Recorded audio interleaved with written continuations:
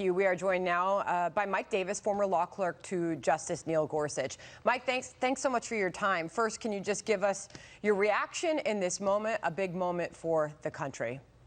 This is a monumental decision, and President Trump should take a lot of credit for what happened today because he transformed the Supreme Court with Justice Gorsuch, Justice Kavanaugh, and Justice Barrett. He transformed the court back to a constitutionalist court that actually looks at the text of the Constitution and what that text means versus liberal judicial activism who just make up policy ends that they want and implement it by judicial fiat. So this is a historic, monumental day. You know, what surprises me, Mike, is that you talk to a lot of people, and a lot of people believe that abortion in the United States is now illegal. That is not the case. The message has not really seeped in that this now goes back to the states, and that's how the founders intended this.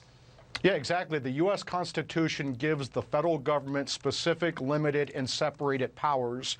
And if the Constitution doesn't give the federal government those powers, they belong to the states and the people. Abortion regulations are going to go back to the states, which is where they were for the first 200 years before the Supreme Court made up federal law in Roe versus Wade and made it where 5 federal judges in Washington, D.C. had decided abortion regulations instead of your local state representatives back home. Yeah. Just want to get this in here. Obviously, there's a lot of congressional reaction. Susan Collins, the United States Senator, has put out a statement on the Dobbs ruling. And considering your closeness with the Supreme Court, Mike Davis, I want to get your reaction to this and ask you whether or not this was the case. She issued this: the Supreme Court has abandoned a 50-year precedent at a time that the country is desperate for stability.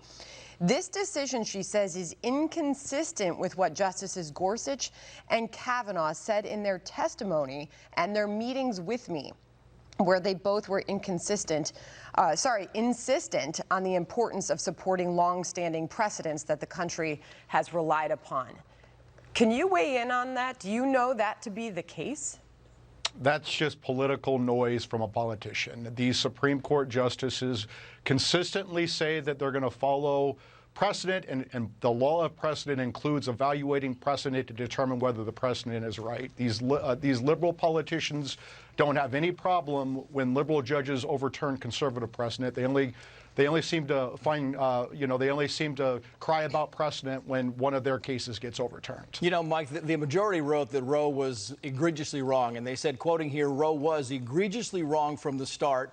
Its reasoning was exceptionally weak, and the decision has had damaging consequences. And far from bringing about a national settlement of the abortion issue, Roe and Casey have inflamed debate and deepened division. I mean, Ruth Bader Ginsburg, you go back, also warned that Roe was always susceptible to challenge. Yeah, Roe versus Wade was clearly wrong. If you look at the 13th, 14th, and 15th Amendments, those were passed after the Civil War. It was to end racial discrimination in slavery in this country. It had nothing to do with abortion. Liberal judicial activists nearly 50 years ago invented the Roe versus Wade, this right to privacy large enough to encompass abortion, and they took abortion regulations out of the democratic process, and they made it more contentious than it needed to be. If you don't like abortion regulations, move to California. If you don't like COVID regulations, move to Florida. Mike, finally, can you just also take a look back? It was just a month ago. That stunning leak from the Supreme Court changed everything and obviously led to the protesting outside of some of the justices' homes, even a threat to the life of Justice Brett Kavanaugh. That leak obviously was the draft opinion of what is now the case in this decision that was issued this morning. A month has passed. What damage has been done to the court? There's been tremendous damage, and that's presumably this law clerk who presumably leaked this intended.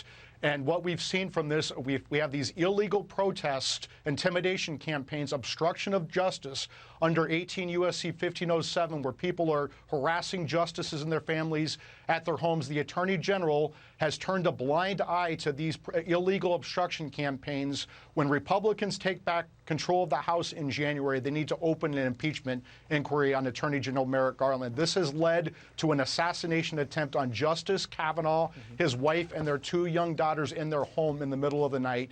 The Attorney General needs to step up here. Well, Mike, you are a former law clerk to Justice Gorsuch. I know you're friends with many of the justices. We appreciate your insight and your reaction here today. Thank you very much. Yep. Thank you, Mike. Thank you. Let's bring in Martha.